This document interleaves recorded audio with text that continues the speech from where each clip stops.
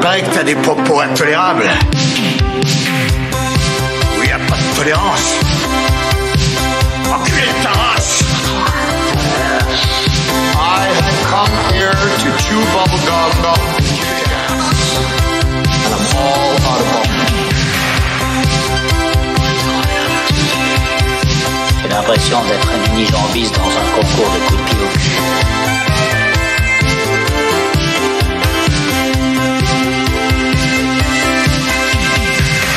Salut à tous, c'est Luc Levedec et bienvenue dans Retour vers le Turfu, le podcast de la pop culture passé, présent, futur. Dans cette deuxième partie de l'émission 41, on va se concentrer sur 2001, l'Odyssée de l'espace de Stanley Kubrick. Toujours en compagnie de Pezzo, Vivien, pas Louis, il est pas là, JB et Elsa. C'est parti.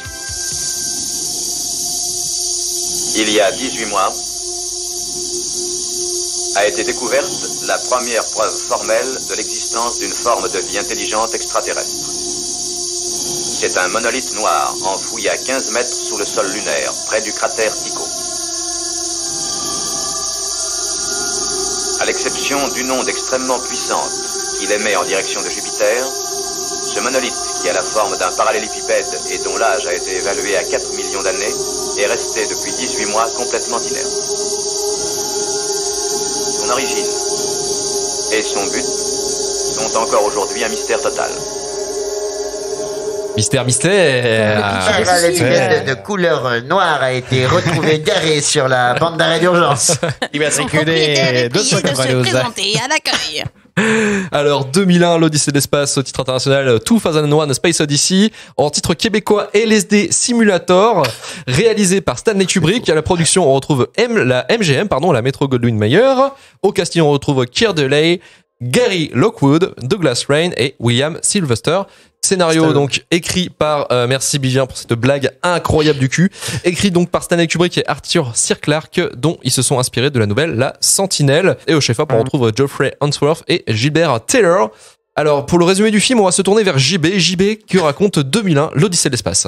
Alors bon, cette fois-ci j'ai écrit un petit truc parce que vu qu'à chaque fois tu me prends par surprise. Là maintenant tu t'es pas pris par surprise. Non. Et voilà. Alors 2001. Eh bien 2001 l'Odyssée de l'espace, c'est surtout l'histoire de l'homme. Avec un grand H. Et plus que l'histoire, c'est aussi l'avenir. L'avenir de l'homme de l'an 2000 tel qu'imaginé dans les années 60. Voilà, clin d'œil à ceux qu'on la ref. On va donc commencer fort avec 4 minutes d'écran noir. Sur fond musical. Quand même, c'est sympa. Mais je rappelle qu'au début, on était des bactéries aveugles. Donc ça se tient. Par contre, on était sourds. Donc, déception de la part de Kubrick. Ce film est sur 1 sur 5. Voilà. Nul. De pas avoir poussé, le concept jusqu'au bout, quoi. S'ensuit des péripéties de notre lointain cousin, insérer le nom de primate. On va dire chimpanzé. Qui va découvrir, du coup, un monolithe noir, une sorte de domino géant. Attisant leur curiosité, bien sûr. Ils vont également découvrir il va également découvrir qu'il peut enfin s'aider d'un outil, notamment pour massacrer ses congénères. Voilà. Et bim, saute plusieurs centaines de milliers d'années en avant. On arrive en 1999, où le docteur Floyd se rend à une base lunaire où a été découvert un monolithe semblable à celui découvert par Serge le chimpanzé. Monolithe souffrant par ailleurs de problèmes de Larsen. Puisque vraiment la peur de tous les ingés sonores. Voilà, c'est ça. Puisque la scène se termine sur le bruit strident émis par ce même monolithe et rebim bond de 2 ans et on atterrit du coup, voilà, en 2001. Et du coup 2001 où le vaisseau donc Discovery avance en direction de Jupiter et où David Bowman et Frank Poole, des scientifiques, sont en mission avec leurs collègues congelés. Picard. Voilà, exactement. Sponsorisé par Picard. Et donc ils y sont accompagnés par HAL 9000. En anglais, HAL 9000, et traduction littérale en français, Carl 500. Parce que ta gueule. Voilà. Parce qu'on s'en fout. Donc, Carl 9000, je fais un mix, Carl 9000, du coup. Donc, c'est un super ordinateur parlant Republic of Gamer tuning à LED. Très sympathique au demeurant, qui va alors décider de faire subir sa crise d'adolescence à Dada et Frankie, du coup. Nos deux potes. Et pour la suite du film, pour faire court, j'ai décidé de faire une liste de faits marquants. Alors, monolithe, Jupiter, hallucination, chambre d'hôtel style Louis XVI, bébé géant dans une bulle, terre, fin. Bravo. Comme par hasard, elle applaudit, hein. Je suis quasiment sûr que c'est ce qui a été écrit sur le script, en vrai. Bébé. Fin. Je pense que c'est clair. Et c'est pour ça qu'ils étaient à deux d'écrire, hein, parce que c'était chaud. Hein, Meilleur c'était- pitch ever. Il y en a un qui tenait la feuille, l'autre le crayon. Et puis, et pour tenir la feuille et le crayon, ce film a coûté 12 millions de dollars. Waouh. Ce qui fait, alors, À l'époque, il y a l'inflation. alors, voilà, je parlais de l'inflation. Ce qui fait avec l'inflation nous fait un budget de 90 millions de dollars en 2019 quand même. Hein. C'est beaucoup, mais ça reste 4 fois moins qu'Avenger Endgame, qui est le film le plus cher de l'histoire avec 356 putains de millions de dollars. Et pour les amis qui aiment les chiffres comme moi, on peut dire que 2001 a le même budget de production qu'Astérix aux Jeux Olympiques, puisqu'il a coûté 78 millions d'euros, soit quasi kiff-kiff en dollars. Voilà. Soit quasi. C'est pas mal, hein? Ouais. Alors, j'ai une question pour vous. D'après vous, le film avait-il plu à la critique à l'époque? Non.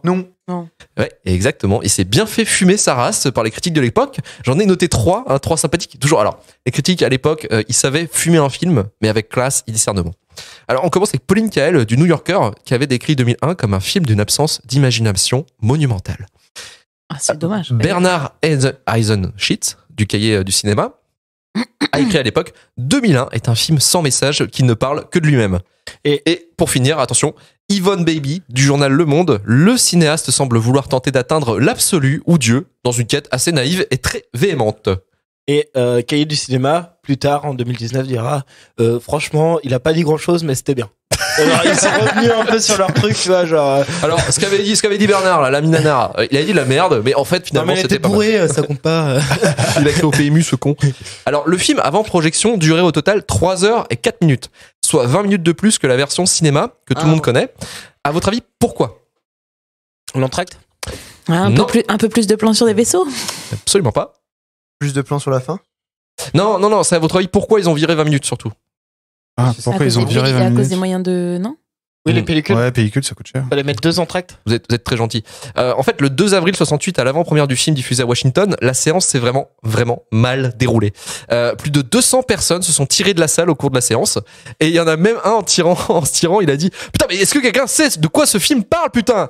Et Kubrick et la prod, suite à cet échec cuisant, décident de couper 20 minutes de film qui semble superflu. Et ces 20 minutes-là, en fait, elles sont introuvables. Il les a brûlées, cet enculé. Et personne ne sait ce que ça parlait. Enfin, un truc bien qu'il a fait. Ouais. Mais d'après la famille Kubrick, c'est en fait les 20 minutes parlaient de HAL, justement, de la création Putain, HAL il et a de tout enlevé ça. le truc le plus intéressant, quoi. Ouais, mais pour le public, c'était chiant. Alors, J'avoue, c'est dommage. d'après vous, alors peut-être qu'il a viré les 20 bonnes minutes du film. Ça dépend de quel point de vue on se passe, quoi. D'après vous, cette fois-ci, le film avait-il plu au public? Non. Ouais. Et c'est faux. Moyen. Bah, si, quand même, parce qu'on est Alors. box-office en France, de toute façon. Voilà.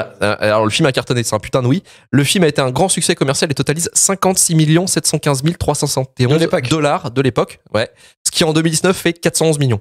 En Parce que le plus budget- d'une cash machine qui a défini l'année cinéma de 68, 2001 a influencé tout un tas de réalisateurs, de créateurs, de designers, de romanciers, etc., etc. On peut noter George Lucas pour Star Wars. Mm. Sans en 2001, ça aurait pas la même gueule.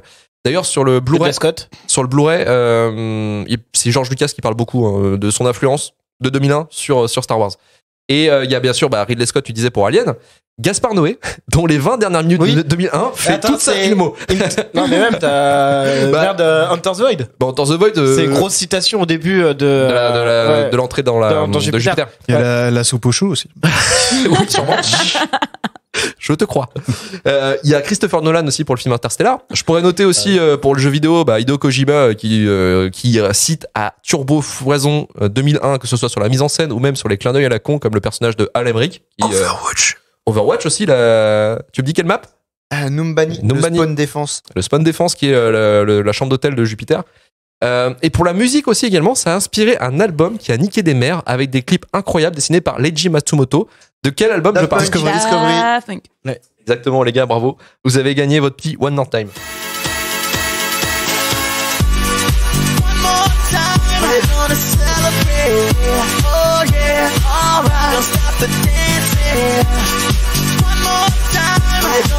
Bienvenue à l'Energy Music Awards. Energy Music Award, années 80. Aujourd'hui au Energy Music Awards, des artistes de talent tels que Jul, Nana Missouri. Nana Mouskouri. Voilà, c'était l'instant Daft Punk, yeah. on s'est fait plaisir. Il y a aussi une mission du coup de la NASA qui s'appelle Discovery en hommage à 2001. C'est pas une mission, c'est la Navette, pardon. My bad. Merci, parce qu'il y en a un spécialiste de l'espace à côté. Là, j'ai un super livre sur l'espace. Est-ce que tu l'aurais eu à ton Ça anniversaire? s'appelle Dokyo Junior. Ça s'appelle Scientifique Junior. La compile. On avait hésité avec ça. Alors, lors des Oscars 69, le film a obtenu l'Oscar des meilleurs effets visuels. Et c'est tout. Largement mérité quand même. Il a eu 3 autres nominations, Oscar du meilleur réalisateur, meilleur scénario et meilleure direction artistique qu'il n'a pas obtenu. Ah, c'est Mario, c'est vrai. Le pire dans l'histoire, c'est qu'il n'a même pas été nommé pour meilleur film. Ah, j'avoue, c'est un peu sale. Mais il a quand même gagné un Oscar. C'est cool. Quand même de gagner un Oscar. Ouais. Hein, nous, on gagnerait l'Oscar de la meilleure blague de David Lynch dans un podcast. Tu vois, ça concerne pas beaucoup de monde dans l'émission. Mais on serait quand même super content d'avoir un Oscar. Bah oui, c'est moi qui c'est moi qui monte prendre la statuette. Exactement. Ça fait quand même 11 fois moins d'Oscars que Titanic. Exactement. Et puis 13 fois moins que Alors, Seigneur des Anneaux, Le retour du roi. Ça, vous aussi, vous êtes des passionnés de chiffres. Hein. Ça fait plaisir. Je suis pas tout seul. Et puis, il y a des personnes comme Kubrick, quand ils reçoivent un Oscar, ils font ça. The special effects man at the studio almost plays God. The winner is Stanley Kubrick, 2001.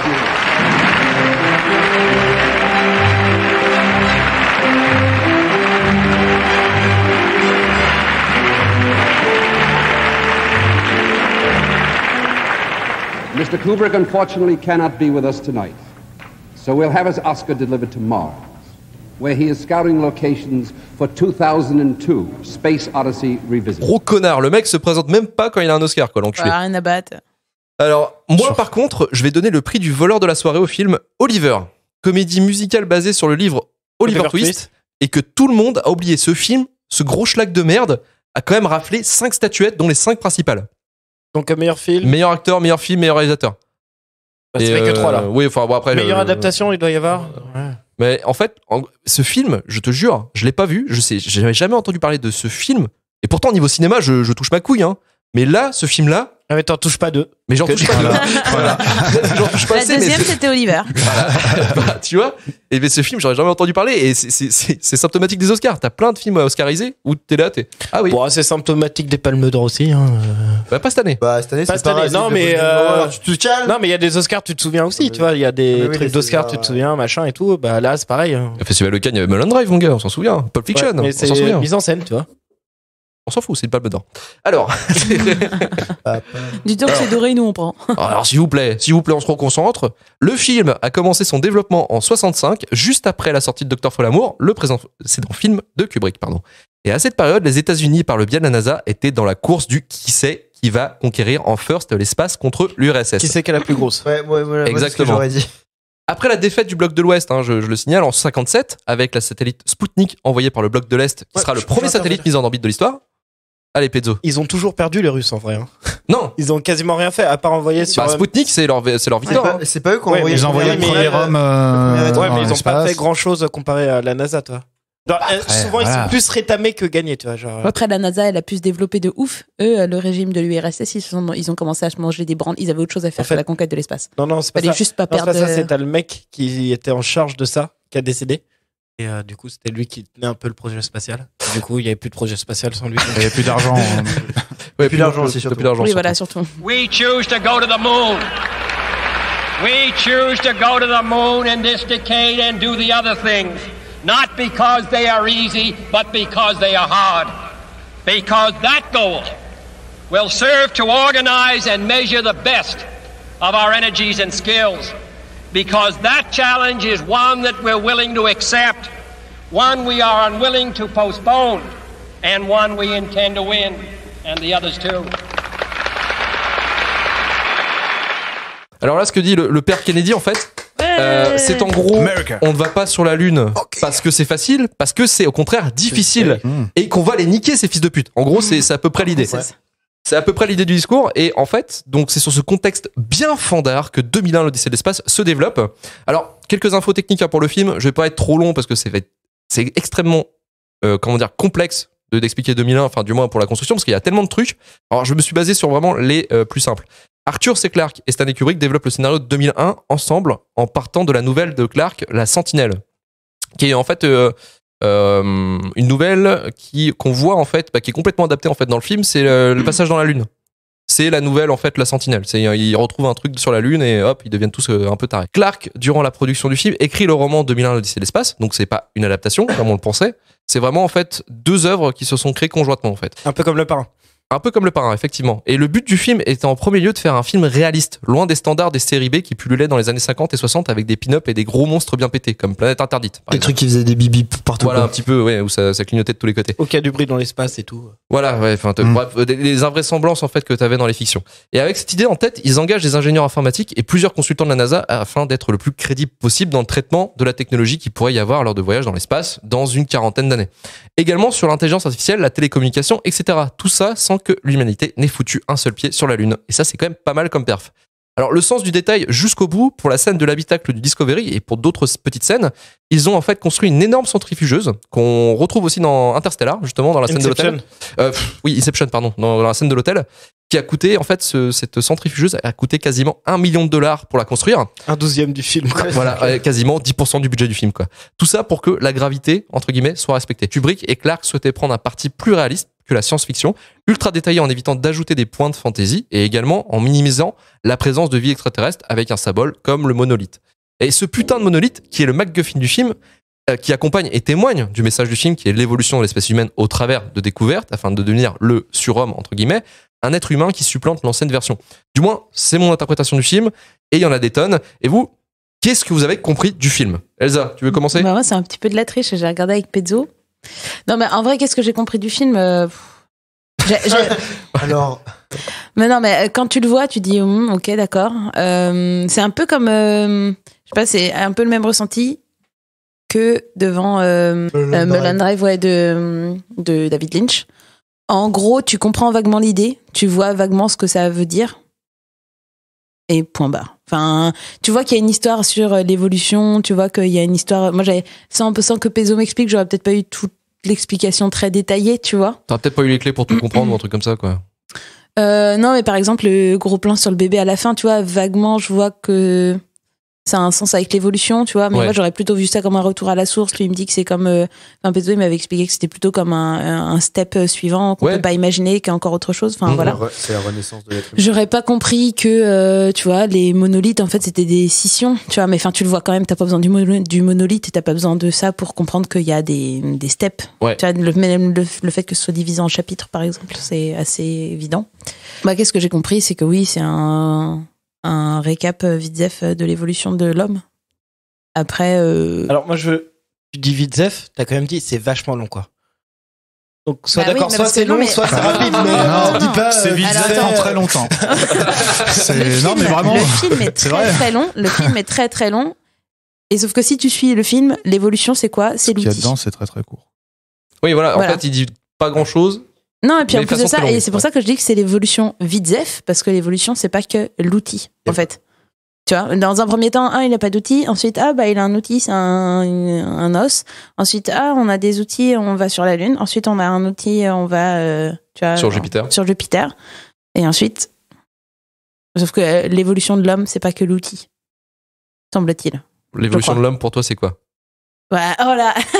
non, mais mais bien sûr Posez-vous les gars. Non, mais bien sûr que l'évolution de l'homme, c'est de l'outil, mais c'est aussi ton rapport à l'autre, c'est aussi tu vois.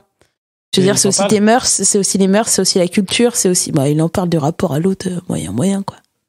Oui. On parle un tout petit peu au début de la Lune, et beaucoup avec Hal. C'est le rapport avec la machine, c'est quelque chose quand même qui est vachement le rapport implanté dans... Enfin, surtout encore plus maintenant. Oui, j'entends, mais c'est le rapport à l'outil. C'est pas le rapport aux humains. Tu vois. C'est pas vraiment l'outil parce que justement, il y a tout un espèce de débat avec est-ce qu'il se rapproche d'un humain du fait qu'il soit capable d'avoir des émotions. Oui, j'entends bien, mais ça reste un outil. Bah non, c'est justement le moment où tu. Donc la frontière n'existe plus trop, quoi. C'est au contraire, au début, il le considère comme un outil mais tu te rends compte rapidement qu'il y a genre une espèce de Il y a une relation entre eux, quoi. Même le moment où il commence justement à le débrancher. C'est là, tu sais, c'est là que t'as dit, c'est quand même vachement comique comme ça. Stop, non. Je vais te chanter une chanson. Non, la chanson c'était émouvant, mais le stop avant c'était. Ouais, mais c'est parce que c'est un robot. Oui, bah tu viens de le dire, donc c'est un robot, c'est un outil. Est-ce que c'est un outil? Je dis pas que c'est pas le débat du truc en plus, tu vois. Mais je dis juste que si vraiment ton but c'est de faire un film sur l'évolution, il y a pas que ça. Pour toi, c'est trop limité en fait. Il y a pas que la conquête de l'espace qui résume l'évolution de l'espèce humaine. C'était dans toutes les bouches à l'époque. Hein. Non mais j'entends bien, je remets bien dans le contexte et machin et tout. C'est juste si tu me demandes pourquoi je dis c'est l'évolution Vidzef, parce que j'estime que l'évolution c'est pas que la conquête de l'espace. Ça marche. Et tout. Moi, j'estime que l'évolution, on en sait vachement plus depuis qu'on conquérit l'espace justement. Enfin, on sait vachement plus ce qui se passe depuis qu'on s'intéresse à ce qui se passe ailleurs que sur la planète Terre. Moi, je trouve que depuis qu'on a évolué. En fait, franchement, ça, je suis pas assez calé pour dire ça. En fait, c'est grâce à la conquête de l'espace, du coup, qu'aujourd'hui, on arrive à savoir, on arrive à se rapprocher de savoir de pourquoi la vie, comment ça se développe, comment ça évolue, justement. Et en fait, tout ça, c'est des questions qu'avant, on disait, c'est Dieu. Truc très vite. J'ai dit, ce n'est pas que ça. Je dis pas que ça n'en fait pas partie. Je ne dis pas que ça a une importance. Je dis, ce n'est pas que ça. T'as dit aussi, c'est une petite partie. Alors, elle a dit c'est un détail de sport. On va couper parce que il y aura pas de. On va quitter le débat. JB, qu'est-ce que t'as compris du film? À peu près pareil ou Bah oui, voilà. Bon, alors oui, il y a un mélange d'évolution de l'homme. Il y a. Voilà. Des monolithes. Ouais, non, bah ouais, comment dire, le rapport homme-machine, le rapport homme-homme aussi. Qui est beaucoup moins fun, hein, bizarrement. Hein. Ouais, bah oui, par exemple quand le médecin là va sur la lune, puis les autres lui demandent mais pourquoi et tout, comment ça se fait, puis il leur cache le fait que pas d'épidémie finalement. Et donc voilà, après.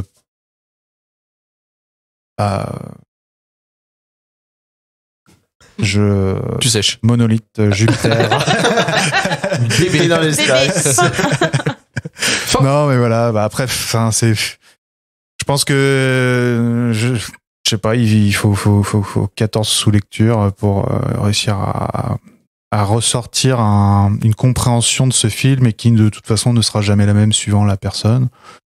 Est-ce que c'est pas tout simplement le cinéma? Est-ce que c'est pas tout simplement un gros foutage de gueule? J'ai envie de dire. Voilà. Et puis voilà, c'est tout. Bien. Je voulais rebondir par rapport à ce qu'avait dit Elsa. Ah bah non, pas encore. Oh putain, on aurait dit fin. Parce que je trouve pas qu'il y a que la dimension de l'outil dans le film. Il y a la dimension de l'humain en tant qu'être humain. Enfin, je veux dire, l'évolution, tout ce qui est psychique, mental. Ouais, enfin tout, même dans tout, parce qu'au final, à la fin, il acquiert carrément une nouvelle forme et il change, enfin, de dimension aussi. Il finit par maîtriser le temps. Et ouais. C'est ce qui est sous-entendu à la fin. Lourd le mec, lourd. Donc, au final, le mec, il vit sur en gros, il côtoie toute son existence au même moment. Enfin, je sais pas, c'est dur à expliquer. Hein. Ah, tu parles de la scène de fin. C'est pas, mais ouais, la scène de fin où concrètement, il arrive. Il se voit vieux et lui qui se voit vieux se voit mourant et en gros ce que moi j'ai compris de cette scène là, et lui mourant voit le monolithe. Ouais, voilà, ouais. Et après paf, bébé dans l'espace. Ah, voilà. Ce que j'ai compris de là, c'est qu'en gros c'est la phase où il acquiert la maîtrise ou la compréhension de la quatrième dimension qui serait le temps et il en arrive avec du coup un nouvel être humain qui change énormément de forme, comme nous on est très éloigné de ce que de Jean-Michel Chimpanzé, comme l'humain. Serge, excuse-moi. Comme l'humain sur la Lune est très éloigné de Serge qui se bat avec ses potes, et bah le nouvel être humain qui a compris ce qu'est l'espace et le temps est encore très éloigné. Et bon, c'est qu'une façon de le représenter. Moi j'ai envie de réagir à ce que tu dis. Et en même temps très éloigné, mais en même temps très proche. parce qu'au lieu de se battre contre ses congénères, il va se battre contre Val. Mais ça, c'est encore une étape de l'évolution avant. Oui, voilà. Mais, du coup, de surpasser éloigné, mais proche dans son comportement et dans le rapport qu'il a avec l'autre. Alors, je voulais vous décrire l'ambiance sur le plateau. On se croirait sur une soirée à France Inter qui aurait mal tourné. Il y a la fumée autour de JP. Taisez-vous. Bonne ambiance sur Autant Volturfus, c'est formidable. Mais je comprends ce que tu dis, mais je le ressens pas. Enfin, tu vois, je sais pas comment dire. L'humain là-dedans, j'ai l'impression que c'est un. C'est pas ce sur quoi c'est centré, quoi. Tu vois ce que je veux dire? C'est peut-être parce que l'humain n'est pas le. Oui, non, bah. L'humain est en fait berné entre guillemets quoi. C'est lui qu'on l'envoie. Enfin, lui il suit un chemin linéaire en fait. Surtout que c'est pas le centre de l'univers quoi. Genre c'est juste. Ouais, mais on te présente que ça quand même. Enfin, tu vois ce que je veux dire. En fait, c'est là moi je trouve ça bancal. C'est-à-dire que je peux comprendre, c'est pas le truc central, sauf qu'en fait tu vois quasiment que, enfin, c'est quasiment que l'évolution humaine qui t'est présentée. Hein, voilà. Sauf que on est bien conscient que c'est pas que ça, mais c'est que ça qui t'est montré. Et en plus de ça, alors oui, il y a un peu de rapport à l'autre, un peu de rapport à l'autre mécanique. Mais encore une fois, c'est pas ça non plus qui est hyper développé. Tu vois, le rapport avec les autres, le rapport entre les humains quand ils partent pour la première mission là, pour le premier monolithe, et les rapports entre les humains lors du deuxième voyage vers Jupiter. Bon, c'est la même chose, quoi. Bon, après, il n'y a pas grand décalage de temps, si tu veux, mais et après, en fait, la scène de fin, c'est quand même juste un mec dans un appart chelou, quoi.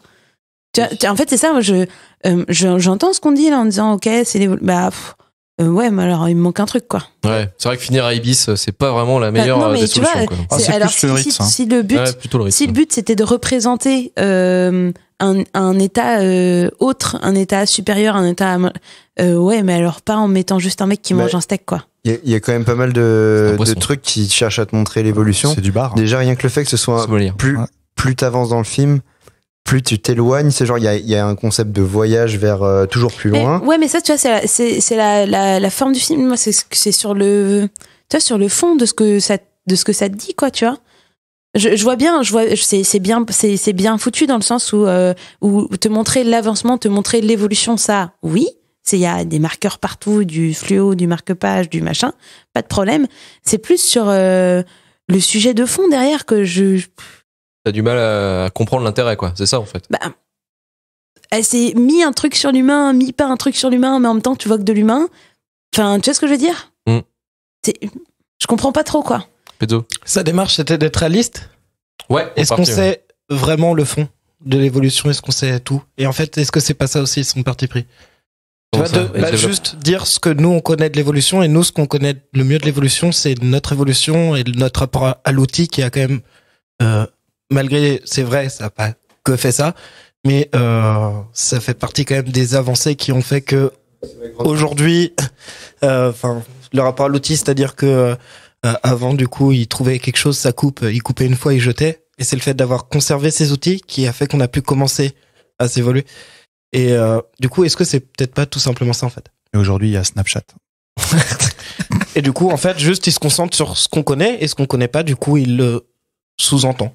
Je trouve qu'il sous-entend trop de trucs, et enfin, tu vois, au choix, il y a ou trop de choses qui sont passées sous silence, ou pas assez qui sont montrées. Enfin, je sais pas, tu vois, mais je trouve que c'est pas équilibré. Tu vois? Genre, je trouve que c'est pas équilibré. Je rebondis une dernière fois sur l'outil, après je passe sur mon ressenti du film. Alors j'ai pris les petites notes du coup pour le débat. Ouais, je pensais que t'es en train de faire un exposé là. Non, mais du coup. Petit 1. Déjà, il monte. Trop tard. Donc, petit 2. Donc première fois, il montre un outil, et l'outil justement, il sert à faire mal, à faire la guerre et tout. Et la société évolue sur les gars. La société a toujours évolué sur du conflit. Oh putain, elle est fatiguée, ça. J'ai pas la fricheur. Tu sais, là, c'est remonté, ça fait, oh putain. Pas tout à l'heure. On t'est pas d'accord. Mais du coup, moi, je m'en fous, je continue. Je sais que, alors, en tout cas, de ce que j'ai appris à l'école, on apprend quand même vachement plus les guerres et ce que ça a amené. Alors, désolé, j'ai pas fait sociaux. Moi, j'ai fait un bac pro. Non, mais je dis pas ça. Je dis juste que ce qui marque notre évolution, c'est les moyens de production et la production. Et qu'en fait, les guerres, elles résultent de ça. Mais la production de quoi? De biens marchands. Donc du capital. Donc d'outils. Oui, si tu veux, ça en fait partie. Donc du coup, l'outil est au cœur de l'évolution. C'est ce que tu viens de dire. Non, je te dis que le capital est... Enfin bref, C'est compliqué. Mais bon, j'ai pas le même niveau que toi, toute merde, donc je vais pas m'étendre sur le sujet parce que j'aurais pas les Mais arguments par contre, pour le non, dire. mais je suis d'accord Mais pour dire moi, que c'est ça. En fait, les guerres, c'est des marqueurs, c'est des moi, marqueurs de. Pour moi, ce qui monte, pardon, désolé. Pour moi, ce qui montre à travers le fait qu'il trouve l'os, c'est pas le fait qu'il trouve l'os, c'est qu'il tape avec l'os. C'est le fait que le premier outil, c'est un outil pour faire justement la guerre. C'est comme ça, je vois. Au départ, on s'en sert pas pour hein à la guerre. Bah, les si le premiers premier moyens fois, de- quand il trouve l'os, il pète un squelette en mode ultra violent. Bah les couilles. En vrai, on s'en fout un petit peu. Moi, il y a, je vais faire mon relou. Il y a Lynch. Il y a Lynch, du coup, qui a dit pour Mulholland Drive qu'il en avait marre que les gens ils essaient de trouver des espions à ses films. Ouais. Parce que lui, en fait, quand il fait un film, donc bien sûr, il met le sous-texte pour ceux qui ont envie de se faire chier, tu vois. Mais lui, avant tout, quand il fait un film, c'est pour le ressenti et pour l'expérience. Et bah moi, une des meilleures expériences ciné que j'ai eues de toute ma vie, c'est 2001. Et parce que bah déjà, quand on l'a fait au ciné, ça a été genre ouf. Parce que la musique, parce que les plans, parce que les scènes et tout. Et en fait, moi, titre personnel, je ne vois pas trop passer les 2h30, c'est ça, de film. Non plus. Et pour moi, au-delà de ça, c'est plus presque entre guillemets un film d'exposition, ressenti, tu vois, peut-être, un petit non peu comme Bagdad Café, tu vois, Bagdad Café, il se passe pas grand-chose. Un mais film contemplatif. Ouais, contemplatif. Et en plus, le peu de scènes où il y a vraiment des sentiments assez forts qui sont divulgués, bah sur moi, ça a marché de ouf. Il y en a l'émerveillement. Notamment l'émerveillement, tu sais, quand t'arrives dans l'espace, justement, que tu as l'ellipse, et que là, que t'as toute la musique, machin et tout ça, tu passes du truc ultra primitif à genre un truc super poétique avec une valse, élaboré, etc. ouais. Et ça me fait beaucoup d'effet. Et il y a aussi, quand justement, il est enfermé dehors par Hal de Discovery, et qui rentre, du coup, t'as vraiment, tu vois le stress du mec, et moi, c'est vraiment un truc, ça me fait... presque avoir le stress battre le cœur en même temps que lui, tu sais, quand il est en train d'essayer de faire machin, de penser à reprendre sa respiration, etc. Enfin, je trouve qu'il y a un suspense qui est assez ouf avec zéro parole et zéro son, quoi. Et en fait, moi, je le vois plus comme ça. Je le vois plus, enfin, 2001 pour moi, c'est plus une expérience que un truc où que tu dois chercher de pourquoi. Et si tu cherches le pourquoi et que tu trouves, bah tant mieux pour toi. Mais juste le fait de voir, c'est déjà ouf. Enfin, c'est très personnel. Merci Pezzo. Moi, j'étais assez court parce qu'en fait, moi, j'ai parlé que du entre guillemets du fond. Après la forme, oui, c'est sûr que la forme, enfin, je veux dire, c'est quand même très bien anticipé déjà parce que au niveau visuel, ça a pas vieilli. C'est pas déconnant. Voilà, surtout au niveau des décors. Après, bon, il y a certains effets, effectivement, il y a certains vaisseaux spatiaux. Calques. Voilà, des calques qui glissent sur l'écran, quoi. Mais sinon, au niveau des décors, au niveau de la musique, avec l'image, oui, c'est sûr, tu passes un bon moment à regarder ça. C'est contemplatif. C'est le space opéra, comme on appelle ça, et c'est beau. Et ça, c'est sûr, on peut pas l'enlever du film. Ça, il y a pas de souci. Après, moi, c'est plus au niveau du fond, voilà.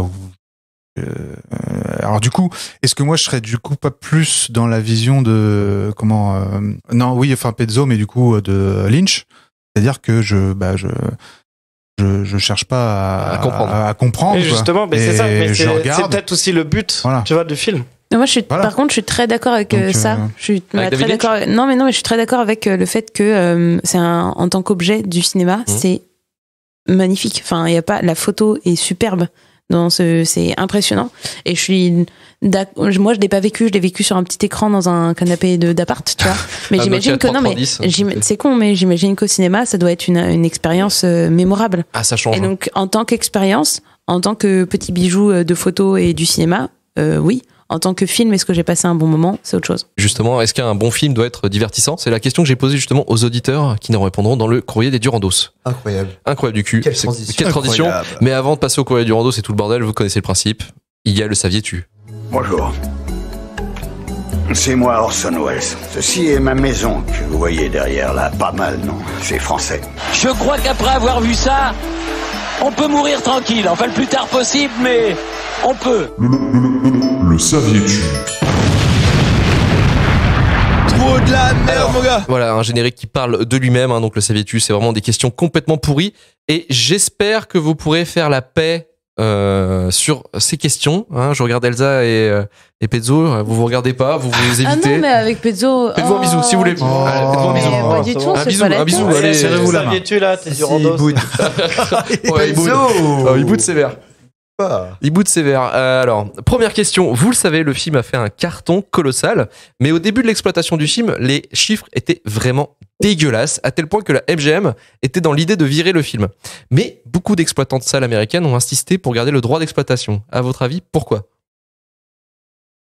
Petit A, parce qu'à l'époque, il fallait bien traîner quelque part, parce qu'on se faisait bien chier chez soi. Petit B, parce que la scène d'entrée sur Jupiter était sacrément cool à regarder sous LSD. Petit C, très peu de films passaient à l'écran et il fallait quand même diffuser des trucs, sinon c'était un petit peu la merde pour les exploitants. Petit D, parce que l'affiche avait de la gueule. Petit B, moi je dis. Absolument pas, les gars. Petit B, parce que la scène d'entrée sur Jupiter était sacrément cool à regarder sous LSD. Ils se sont rendus compte, les exploitants, qu'il y avait pas mal de junkies qui passaient assez régulièrement, complètement déchirés, et regardaient le film. Et en fait, le truc, c'est qu'il est resté longtemps à l'affiche, et beaucoup des personnes, des curieux, de bouche à oreille, en fait, les gens sont rentrés dans les salles pour voir 2001, en étant clean. Hein, pas défoncé au sous LSD. Question 2.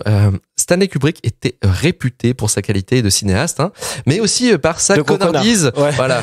Le mec avait le plus gros boulard de l'univers. Hein, lui tout seul, il faisait au moins, 3 1 de long. Hein, pour preuve, sur le plateau de tournage, pour lui parler, il fallait d'abord petit A, lui dire qu'il était magnifique.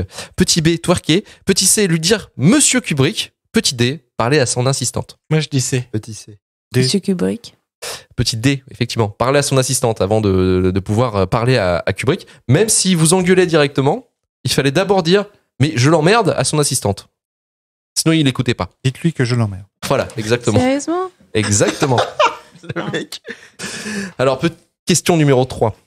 Le film a beaucoup inspiré des designers industriels afin de créer des objets technologiques comme Apple, qui s'inspire des tablettes des deux oiseaux dans le Discovery pour créer l'iPad. Johnny Ive. Mais un constructeur a carrément pompé le concept du monolithe noir pour créer un produit qui s'est vendu à plus de 150 millions d'exemplaires dans le monde. Quel est ce produit ? Sony PS2. Exactement. Avec, vous saviez, ce petit pub de David Lynch pour lancer la PS2 avec ce « Bienvenue dans le troisième monde ». Il faut pas mettre la PS2 debout ? Si, exactement, ouais. Pour avoir la forme du monolithe dans bleu pour la mettre debout. La PS2, ça se met pas debout.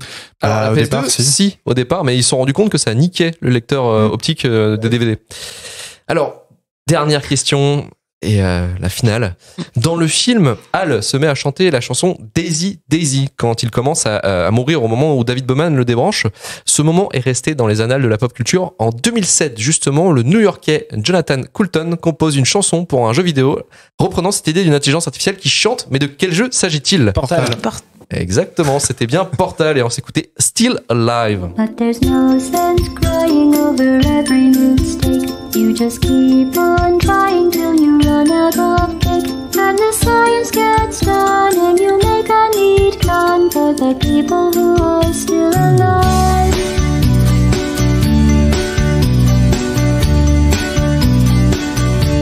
I'm not even angry. I'm being so sincere right now.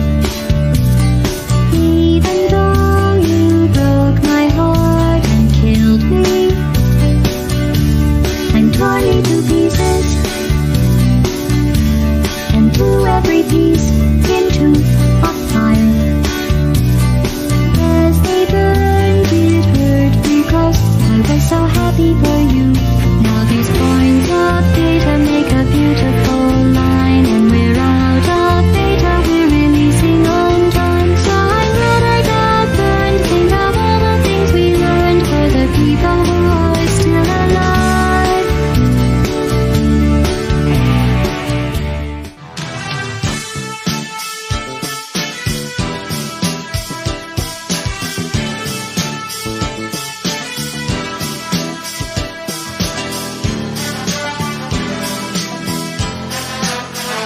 Rendez-vous avec quelqu'un qui veut voir mon travail.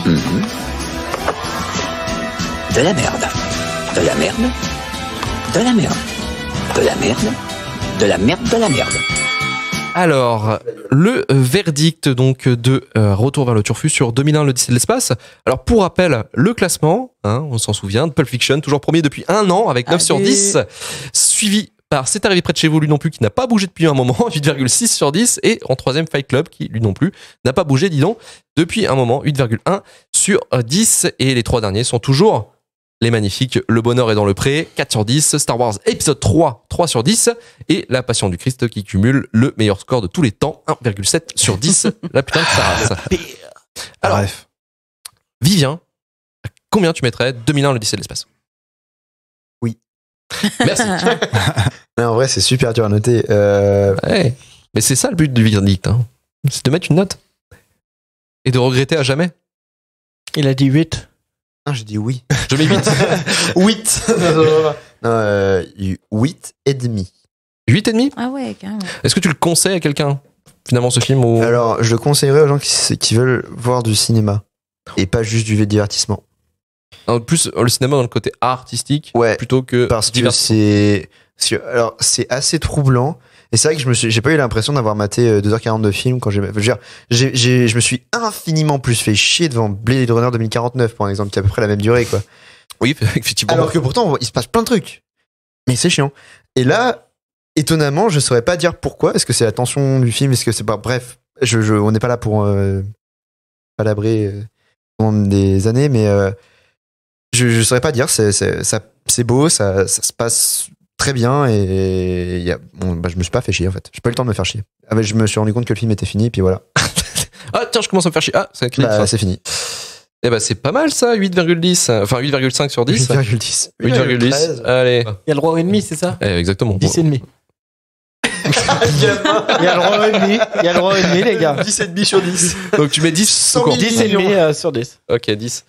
Alors attends. Non, il met pas le demi. Il y a le roi et demi, on a dit. Alors vas-y, dis-moi. C'est la question que je vais te poser, c'est est-ce que 2001 pour toi doit être essentiel à regarder pour quelqu'un qui voudrait parler de cinéma? Non. D'accord. Pour moi, non. Non, parce que chacun, il a un peu son kiff de ciné, tu vois. Genre, chacun, il fait son truc.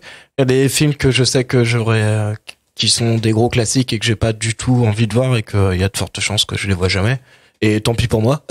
Ouais, voilà. Mais le but quand même, c'est quand même te faire kiffer, toi, dans ce que tu regardes. Ouais. Donc si c'est pas ce genre de film qui te fait kiffer, t'es pas obligé de regarder non plus, quoi. Et 10 à la limite, tu regardes pour la curiosité, mais voilà, c'est pas un truc pour moi, c'est pas un essentiel. Pour moi, il y a aucun film qui est essentiel d'être vu, quoi. Pourquoi 10 alors?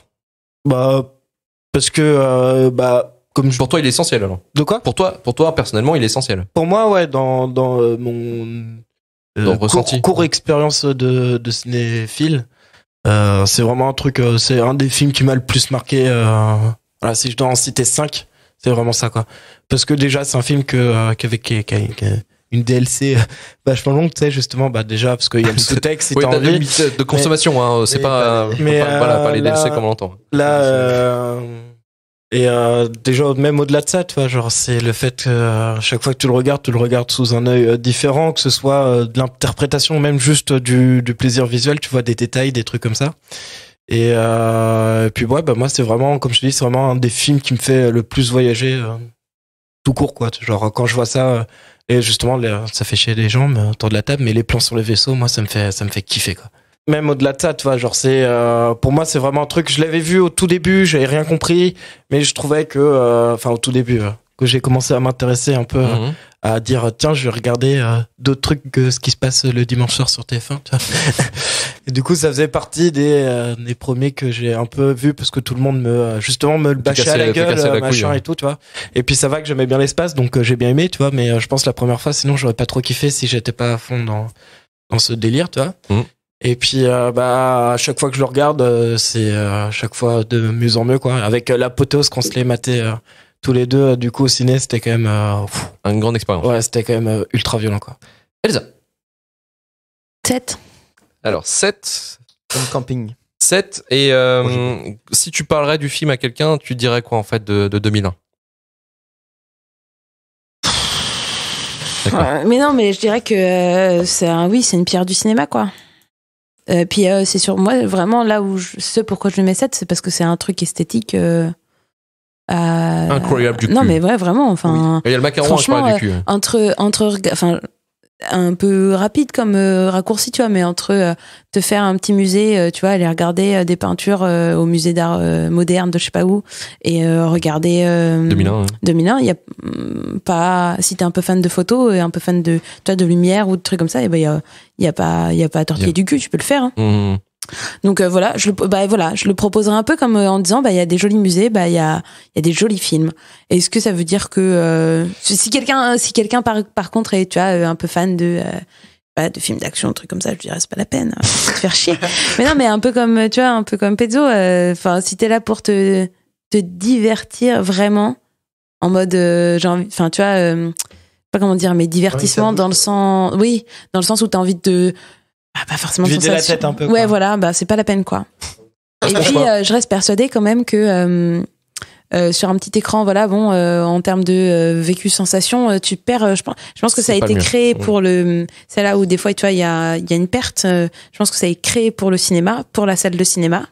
Et pas pour la télé, quoi. Il y a des films justement où ils passent à la télé, ça perd tout. Hein. Enfin, et là, je pense que ça en fait partie, tu vois, même si j'avais la chance d'avoir une sono plutôt cool et un écran pas dégueu, tu vois, mais je pense que si vraiment tu veux le vivre comme aller te faire une visite au musée, faut le voir au cinéma, quoi. Ouais. Donc, voilà, si on me dit est-ce que je dois regarder 2001 l'Odyssée de l'espace, je dis pas forcément. Par contre, s'il passe dans un cinéma pas loin de chez toi, cours. Vas-y. Ouais. Si tu veux te prendre une branlée visuelle, pas forcément pour le divertissement, on est d'accord.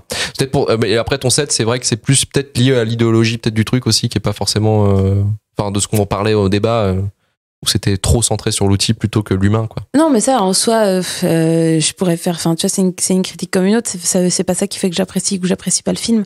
C'est le fait que, le fond, je le trouve un peu vide et que ça, en plus, enfin, tu vois, c'est un des trucs qui fait que j'aime pas le fond, mais mais de toute façon, space opéra, c'est pas mon truc, alors. Mais c'est déjà pas mal, parce que c'est vrai qu'on en a fait des space opéras, on le rappelle, une trilogie bien dégueulasse. Oui.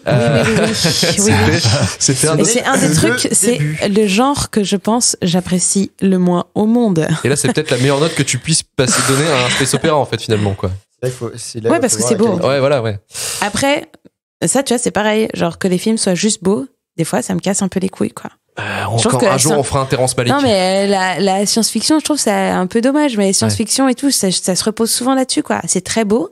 C'est toujours la techno, en premier. C'est très beau, c'est très technique. C'est le principe de la science-fiction. Oui, c'est vrai, mais. Ouais, mais là, il y a plein de romans, tu vois, à contrario, il y a beaucoup de romans de science-fiction qui sont pas forcément, mais régulièrement quand même dystopiques ou des trucs comme ça, où là, d'un seul coup, ton cerveau fait pouf. Ouais, on n'a pas parlé d'Asimov. Ils utilisent en fait le futur avec des trucs d'aujourd'hui, tu vois. Il y a beaucoup d'auteurs qui font ça. C'est la base de la science. Ouais, mais tu vois, de la science-fiction, genre, je sais pas, Valériane. C'est de la science-fiction. Est-ce que c'est bon? C'était une BD avant d'être un film, les gars. On parle de la BD qui est oui, mais. Pas du film qui est nul. Ouais, mais je parle du film. Je parle du film. Ah, d'accord. Je parle du film. C'est de la science-fiction. Est-ce que c'est. Absolument pas. Voilà. Donc. Après, je pense aussi c'est un genre qui est un peu victime de son succès. Un peu comme l'horreur. Vu qu'il y a une grosse mode film d'horreur, du coup, il y a tout le monde qui s'est mis à faire beaucoup de trucs qui sont faits. Et en fait, des vrais bons films d'horreur, il y en a pas non plus des milliers, des cents, quoi. Et je pense que la science-fiction, c'est un peu pareil, tu vois, genre. La différence entre le film d'horreur et le film de science-fiction, c'est que le film d'horreur, à la limite, tu peux le faire sans trop de budget. Science-fiction, il y a quand même minimum. Science-fiction, il faut quand même normalement le principe de la science-fiction, c'est de montrer ce que les technologies pourraient, enfin même les avancées en fait en général, pourraient avoir comme impact dans un futur plus ou moins proche, quoi, en gros. Ou aussi pour le cinéma de montrer son kiki comme Avatar. Par exemple. Et ça, d'ailleurs, c'est un film qui passe beaucoup mieux au cinéma qu'à la télé. Ouais, carrément, bien sûr. Et du coup, comme je disais, je pense que c'est victime aussi de ça. Enfin, c'est victime de toutes les merdes qui ont été faites en science-fiction. Du coup, la science-fiction, c'est devenu dans la tête du grand public un genre de divertissement un peu, des fois, un peu moyen, tu vois. Et ouais, voilà ça. Alors que c'est pas que ça, quoi. Ouais, voilà, c'est ça. Ça marche. Et Elsa, est-ce que t'avais autre chose à dire? La musique, c'est ouf. Est-ce qu'on en parle de ça ou pas? Alors la musique, j'ai une petite anecdote, c'est vrai qu'en fait normalement il y avait une composition de prête pour le film. Ouais. Mais Kubrick en fait il a utilisé ces musiques qu'on entend dans le film pour la salle de montage et en fait il a fait oh nique ta mère en fait ton son de merde là, je te paye quand même mais je te mets pas dans le film. Le rapport son à l'image, il est genre millimétré mais parfait, quoi. C'est pour ça que je dis qu'en tant qu'objet d'art, c'est beau. C'est tout beau, quoi. Alors là j'ai nickel. Après, moi, je préfère le musée parce que tu peux te balader, tu vois, tu t'assois, tu te relèves. Que là, t'es assis dans le noir pendant longtemps. Bon, c'est un petit peu plus. Parce que sinon tu fais comme moi, tu prends ta PSP, tu regardes, t'attends que tu sois dans le bus en Espagne et tu regardes sur ta PSP dans le bus en Espagne. Comme ça, tu te balades en même temps. Et là, j'ai préféré le regarder avec mon meilleur pote avec un boboon et une bière. Je veux bien comprendre. Ça se comprend aussi. Perso, je l'ai fait une fois, je reviendrai pas l'expérience. JB. 6,5. Moins de camping. Oui. L'ultime affront. Oh putain, 6,5. Ouais. La légende raconte qu'il va aller pisser sur la tombe de Kubrick. Juste après Ça va être très rapide. Hein. C'était magnifique, mais je me suis ennuyé. Voilà, tu peux y aller. Alors, c'est beau, mais c'est chiant. Alors, c'est une question que je pourrais te poser justement. C'est que pour toi, en fait, le divertissement, enfin, du moins le rythme, je pense, c'est important dans un film. Oui. Ok. Bah, disons que si on le compare avec un tableau ou une photo, oui, mais un tableau ou une photo, ça dure pas 2h30, quoi. Ouais, pas mal. Pour moi, un film, bah, il faut que ce soit un film. Donc, bah, faut qu'il y ait un rythme, faut qu'il y ait. Que ça raconte peut-être quelque chose de des plus... choses. Ouais. Sinon, on fait une photo. Sinon, on fait un court-métrage. Quelque chose de plus réduit. Quand ça fait 2h30, bah, oui, il y a de belles images, mais moi, je reste pas un quart d'heure devant. Mais après, il y a des gens qui restent des heures devant des tableaux, hein, pas moi. Donc voilà. Ça veut dire j'ai autre chose à foutre. Allez, non, mais voilà, mais donc 6,5, bah oui, parce que pour moi dans un film, bah il y a l'image et puis il y a ce qui s'y passe. Une histoire, en fait. Voilà, donc bah j'ai fait une sorte de moyenne, quoi. Puis bah ça donne 6,5, quoi. Ok, ça marche. Et après, est-ce que tu as autre chose à ajouter peut-être sur 2001? Bah je pense que oui, non, j'ai tout dit. Après, le fond n'est pas non plus à jeter à la poubelle, quoi. Mais bon, bah oui, d'accord. Voilà, l'évolution. En tant que spectateur, t'es peut-être déçu en fait. Voilà, on te raconte ça en 2h30. Tu penses que ça aurait pu être mieux peut-être sur la façon de Tu t'es fait arnaquer, quoi. Ouais. Oh, mais tout enculé. Non, bah, je me suis pas fait arnaquer parce qu'il y a des moyens qui ont été mis dans le visuel. Mais oui, je pense qu'on aurait pu me raconter la même chose en moins longtemps. Au niveau de l'histoire, je parle. D'accord. On aurait pu me raconter la même chose en moins longtemps. Et voilà. Par contre, le visuel est magnifique. Alors moi, je mettrais à 2001 l'Odyssée de l'espace. Attention, spoiler alert, c'est un de mes 10 films préférés. Bah 10 sur 10. Yes. Oh. La première fois que je l'ai vu, je l'ai détesté. Je me suis fait chier. J'ai cherché sur Wikipédia même sur Internet en général, toutes les significations. Je trouvais que c'était vraiment de la grosse branlette. Puis je l'ai revu 5 ans plus tard. Et bah disons que j'ai changé d'avis, quoi. J'ai changé d'avis parce que bah j'ai commencé à lire avant. Avant, je savais pas lire. C'était pas facile. Ouais, non, mais la première fois que je l'ai vu, j'avais 17 ans, donc j'étais complètement couillon. J'ai commencé à lire, j'ai commencé à m'intéresser un peu à ce qui se passe dans le cinéma, autour du cinéma, comment on fait un film, enfin les processus de création. Et c'est vrai que quand tu regardes après 2001 en ayant un peu plus de bagages, ah tu fais ah quand même. Ah ouais, tu fais ouais oui quand même. Et bah ça change aussi le regard.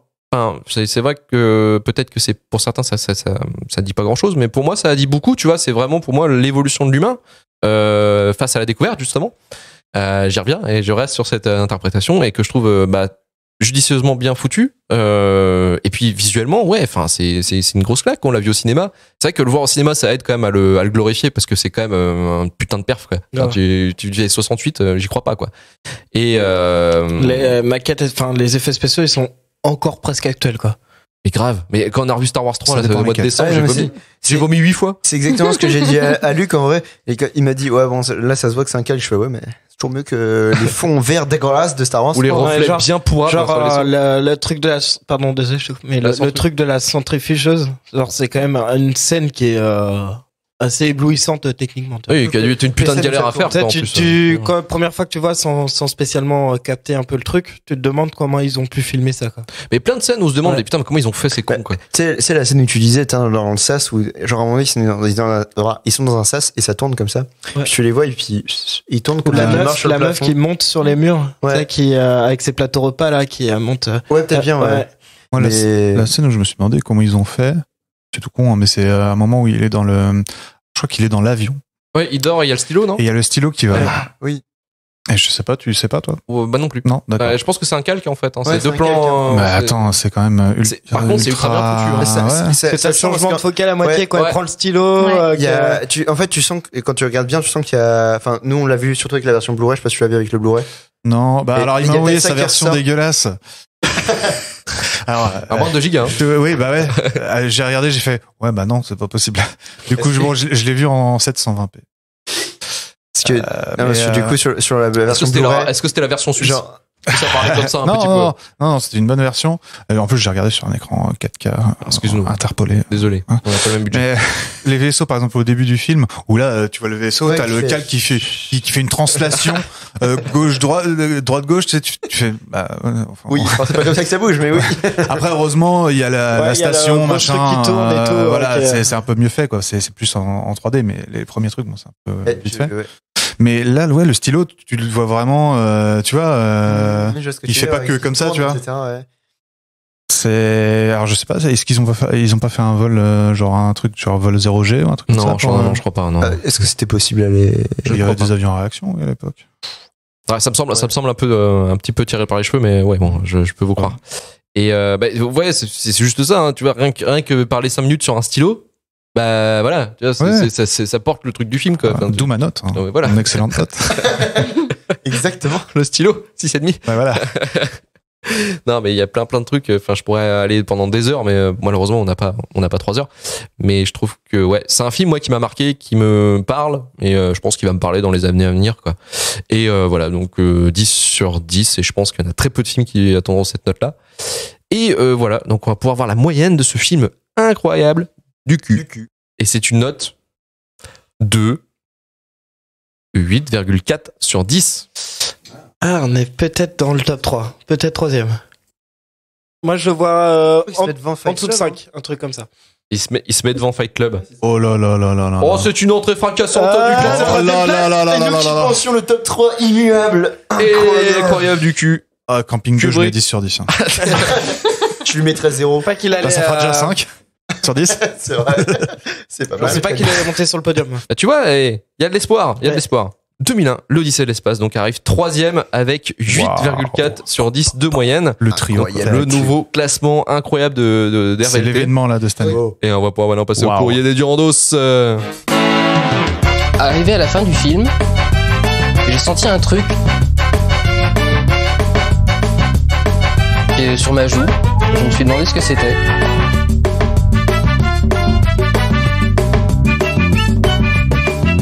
Et je me suis rendu compte que j'étais en train de pleurer d'admiration devant Lucie. Je vais te fumer. Le courrier des Durandos, hein, donc on a 3 critiques, 2 par mail et 1 par retour, enfin par Twitter, un retour turfu. On a Arthur Froment, Incroyable. incroyable du cul, qui nous envoie par mail hervé@gmail.com.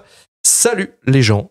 Alors, pour mon ressenti sur ce long métrage qui divise plus qu'autre chose, ce fut la deuxième expérience avec Kubrick après un Barry Lyndon à la TV qui m'a laissé complètement de marbre et peu C'est normal, encourageant. c'est de la merde. Merci Pezzo. Alors, dans un cadre complètement différent cette fois-ci, alors j'ai un ciné-club de collège où la SF ne se résumait pas aux explosions de l'envahisseur ennemi ni à une porte des étoiles qui traverse d'autres contrées inconnues. Pour ceux qui ont la ref. Non, juste une odyssée contemplative au tempo qui tourne à la tisane verveine menthe, où tout le monde semble lent et monotone, comme fixé comme des statues de bronze. Bref, ce fut un rejet massif, car les codes établis me paraissaient inaccessibles. Car étant jeune à l'époque, je n'avais pas assez de bagages nécessaires ou encore des références plus anciennes qui dépassaient les années 70, hormis 2-3 trucs comme les gendarmes à Saint-Tropez. On revient à ce connard de Louis de Funès. Alors, c'est lors d'une ressortie en copie neuve dans un réseau MK2 et dans de meilleures conditions en salle que j'ai lutté de nouveau, mais ma soif cinéphile aidant, mon appréciation a changé du diesel au super samplon. Je peux comprendre que sa vision des choses avec un son monomaniaque apporté à la photographie montre toute sa splendeur comme un tableau vivant du néo-impressionnisme, mais il faut comprendre le contexte de son année de parution. Il dynamite les codes d'une science-fiction, pulp fixé à l'âge de pierre. Il fallait raconter autre chose, et apporter une vision réaliste des choses. Son ellipse pour représenter 4 millions d'années en un clin d'œil est bien pensée, au final, et si on est pleinement attiré par l'expérience façon documentaire pour la course réaliste à la conquête d'autres planètes. Avec sa dose de fantaisie et une perfection de la réalisation, on ne peut renier. Après, je peux comprendre qu'on soit réfractaire au décollage et apprécier d'autres visions d'un nouveau monde. Il faut juste s'accrocher ou laisser le temps faire les choses, car après tout, cela reste une histoire de rêverie où l'éveil des sens sont différents d'une personne à une autre. Je pourrais en parler pendant des heures, mais je vais arrêter là pour cette fois. Bisous à tout le monde, et il faut que JB s'impose lors du quiz de fin de saison, car je pense qu'on peut s'éclater avec lui.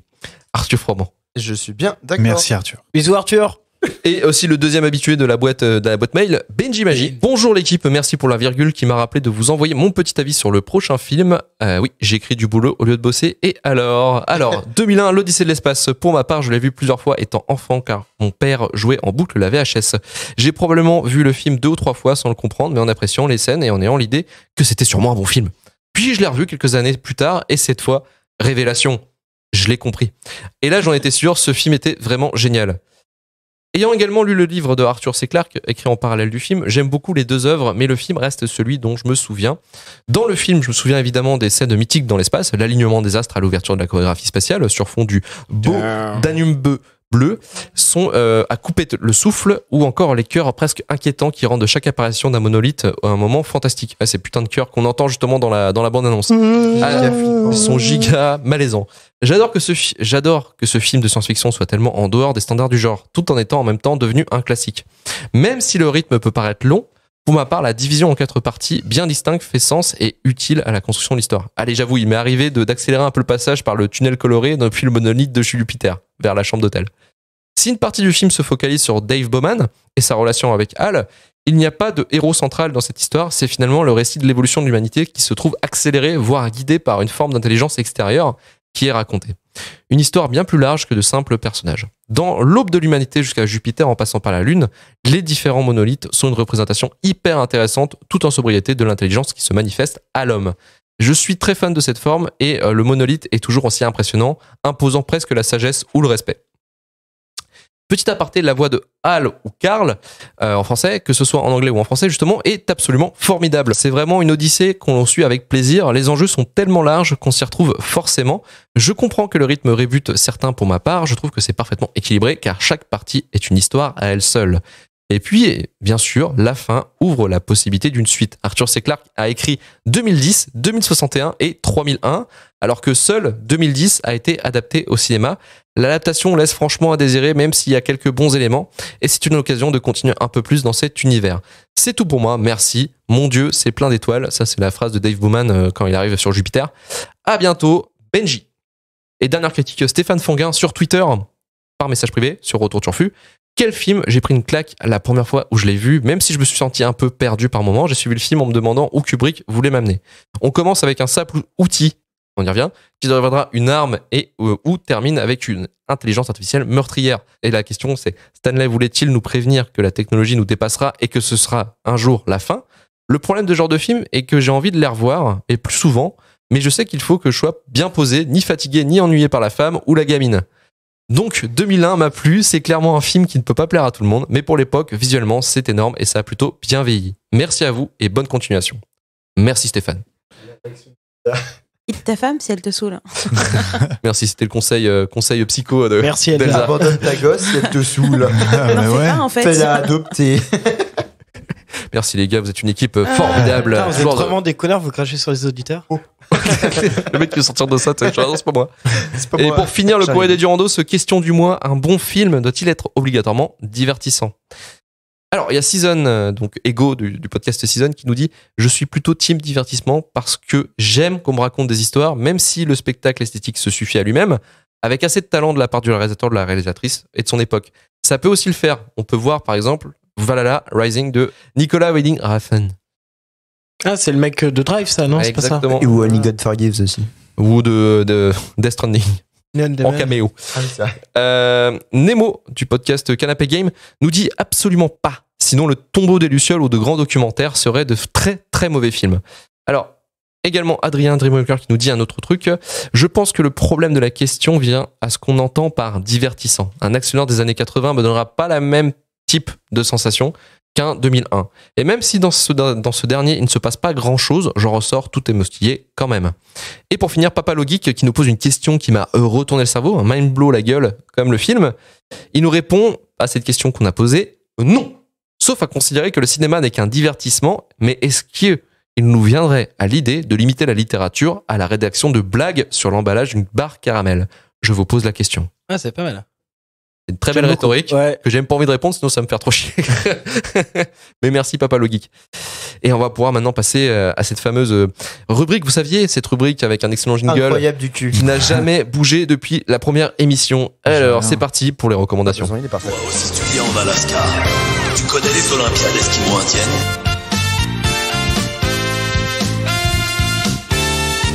J'en ai entendu parler. Tu dois être très fort dans la discipline, mangeur de Moktouk.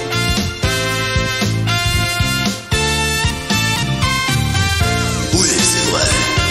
Mais il y a une autre catégorie dans laquelle j'excelle. Le tirage d'oreilles esquimau.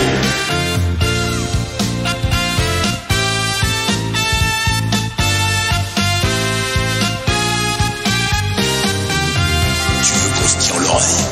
Retour vers le futur, c'est pas que des recommandations dans le passé, c'est aussi des recommandations dans le présent. Cette phrase que je répète depuis maintenant bientôt 2 ans et demi. Pezzo, on va commencer avec toi. Qu'est-ce que tu nous recommandes ce mois-ci? Il y a les Pixies qui ont sorti un son. Oh mon Dieu. 3 ans après, du coup, Ed Carrière, du coup, ils sortent un nouvel album qui s'intitulera, du coup, Beneath the Airy. Beneath the Airy, qui sortira le 13 septembre. Donc voilà, il y a un premier titre qui est sorti On Graveyard Hill qui est de type très bien. Ils ont quelle subjectivité maintenant. Ils ont dévoilé la tracklist. Il y a un truc qui m'a fait rigoler. Il y a une chanson qui s'appelle Saint-Nazaire en 9ème place. Ah bah en hommage. Donc voilà, ça c'est rigolo. Le vrai truc cool, c'est que le groupe lancera à l'occasion du coup de la sortie de l'album un podcast de 12 épisodes nommé It's Pixies Podcast, qui retracera du coup l'enregistrement et la production de l'album en fait. Cool, on leur donne un petit coup de pouce du coup. Ouais. On parle d'eux. Et du coup ça sera le 27 juin que commencera du coup ce podcast. Donc ça peut être vraiment très cool. Et c'est quoi, c'est Spotify ou je sais pas plus d'infos. Ça sent la production Spotify. Regardez, je pense, ou Deezer ou Gimlet.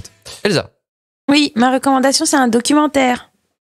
Ma recommandation, c'est le documentaire The Last Watch. The Last Watch, ah oui. Produit par HBO et réalisé par Janie Finlay. Alors, qu'est-ce que ça raconte The Last Watch? Donc The Last Watch. Et bien The Last Watch, c'est un documentaire de presque 2 heures qui passe crème, contrairement à certains films. Donc c'est un documentaire de presque 2 heures sur la production et la réalisation, surtout la réalisation de la dernière saison de Game of Thrones. Pourquoi c'est bien? Parce que ça parle pas, c'est pas du tout un espèce de juste making of avec des gros plans de des acteurs, de Emilia Clarke, tu vois, en fait on s'en fout, on les voit quasiment que très peu. Ouais. Ce qui est mis en avant, c'est le travail des techos derrière et du staff. Donc c'est comment est-ce que tu fais de imbuvable. Hein? Enfin, ça doit être vraiment chiant de bosser là-bas, quoi. Enfin, les mecs, ils ont chié. Ils ont l'air passionnés. Ils ont l'air passionnés, mais tu te rends vite compte qu'ils en perdent le sens de la vie. Ouais, ils donnent leur vie à ça pendant un an. Donc ça met vachement de travail du staff derrière sur la réalisation d'effets spéciaux, des trucs comme ça. Ça c'est super cool sur comment est-ce que tu cales en fait un agenda sur une saison comme ça, sur un projet aussi énorme. C'est un bordel. Comment est-ce que tu organises surtout les figurants, quoi, des centaines et des centaines de figurants qui sont là depuis la première saison en fait. Et là où c'est trop cool, c'est que donc en fait derrière une énorme machine comme ça, tu te rends compte qu'il y a plein de tout petits gens qui sont hyper touchants. Mais moi j'ai pleuré beaucoup dans ce documentaire. Tu parles surtout de la dame peut-être qui faisait les costumes avec sa fille, non? Oui, il y a ça, et puis il y a un des figurants en fait qui est là depuis le début, qui est fan, et tu le vois enfiler son costume en début de réalisation de la saison 8 et de la dernière fois, et tu le vois pleurer, et il part quasiment le même jour que, comment il s'appelle, Kate. Bref, hyper cool que t'aies vu ou que t'aies pas vu Game of Thrones d'ailleurs.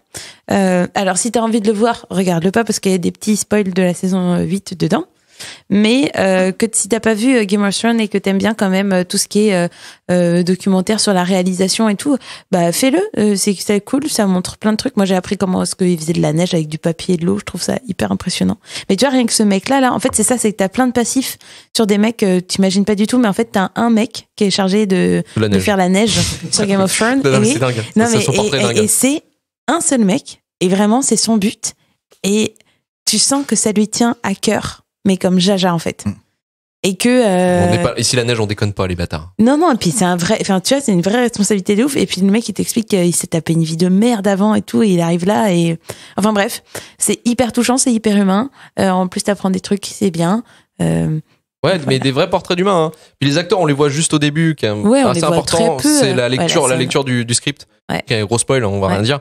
Mais ça, c'est super intéressant. Mais moi, ce qui m'a surtout fasciné, je pense, comme toi, c'est le côté humain en fait de ces petites personnes en fait qu'on ne captera jamais rien. Ils auront jamais de gloire en fait avec Game of Thrones, juste un bon CV en fait. Un peu comme des cuisiniers, vous savez, des chefs de partie ou des commis de chefs. Le chef récolte toute la gloire, mais il est aidé par 36 personnes derrière. Quoi. Et puis c'est un peu ça le délire en fait. Quand ils te présentent toutes les scènes là, parce qu'ils ont beaucoup tourné de nuit. C'est le plus long tournage de nuit, je crois, de l'histoire des séries. Centaine de nuits, centaine de nuits, je crois. Un truc comme ça. Et en gros, tu vois toutes les équipes de figurants qui sont transis de froid avec, en plus, ils ont des make-up de bâtards. Et on t'explique la veille, quelques minutes avant, par une nana qui s'occupe justement, comment on appelle ça, ceux qui s'occupent des plateaux, les régisseurs. La régisseur pour installer les shots, il galère sa race parce qu'il n'y a pas assez de shots pour les figurants. Ouais. Mais des trucs comme ça, tu vois, c'est dingue, quoi. Les mecs, ils sont dans une pression complètement maboule, quoi. Ils se disent, mais putain, j'ai pas assez de shots, bordel.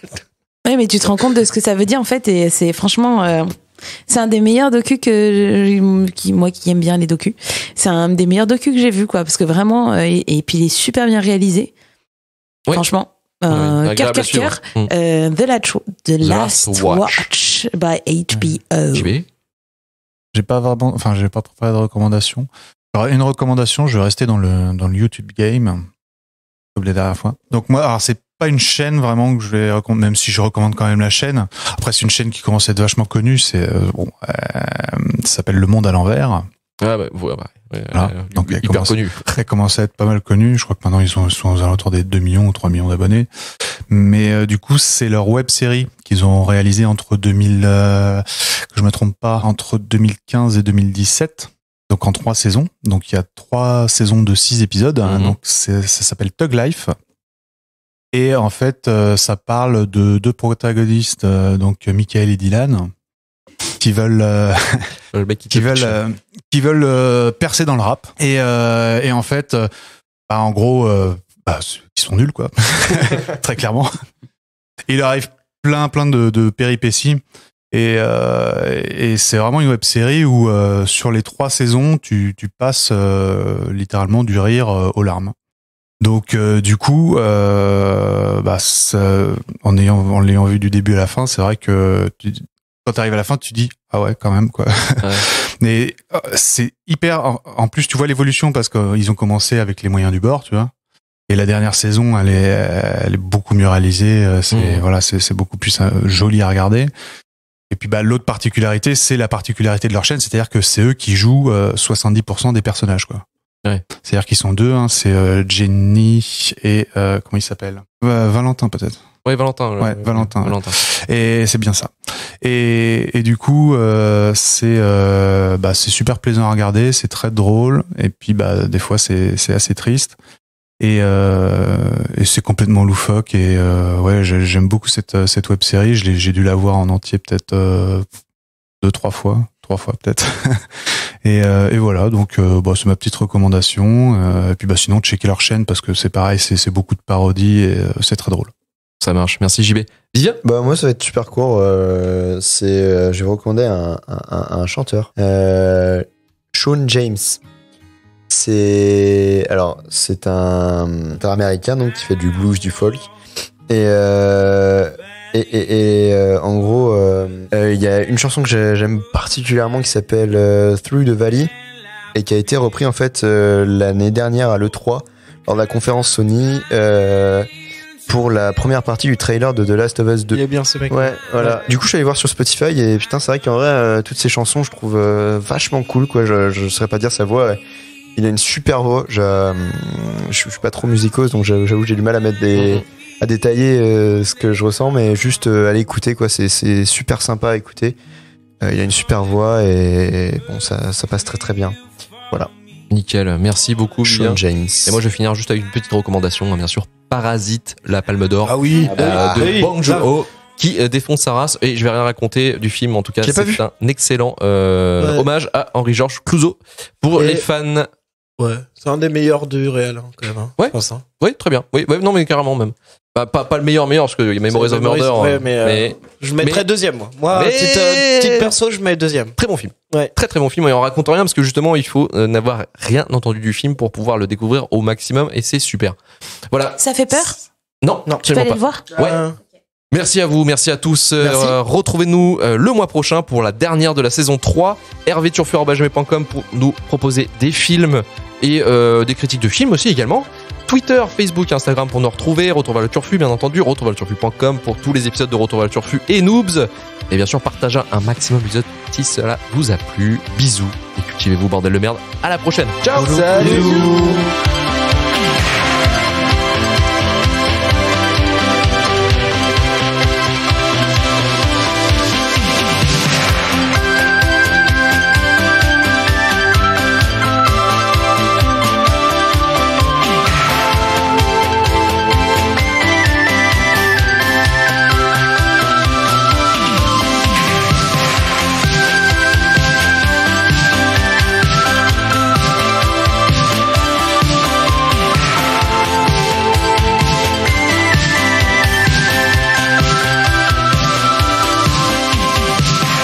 De 545. Non, Voilà. 545. 145. Et là, c'est 225. Oh là là, c'est. Milieu de liste. Il rigole. 225. C'est un P ou un M ou un O? Ça va être un L, ouais. Lagan. Oh putain. Oh la vache. Là les gars, c'est un film proposé par Pezzo et c'est King Kong l'original de 1933 de Marianne C. Cooper. Et, faut savoir. Je l'ai jamais vu. J'ai hâte d'entendre. J'ai hâte d'entendre la chronique de Louis. Hein. Ouais. On lui fait une surprise, on dit pas que c'est encore 33. On dit que c'est la version de 2005. Comment tu vas trouver un Blu-ray de ça? Ah si, il y en a. Hein. Attends, tiens, très bonne question, je vais chercher un Blu-ray.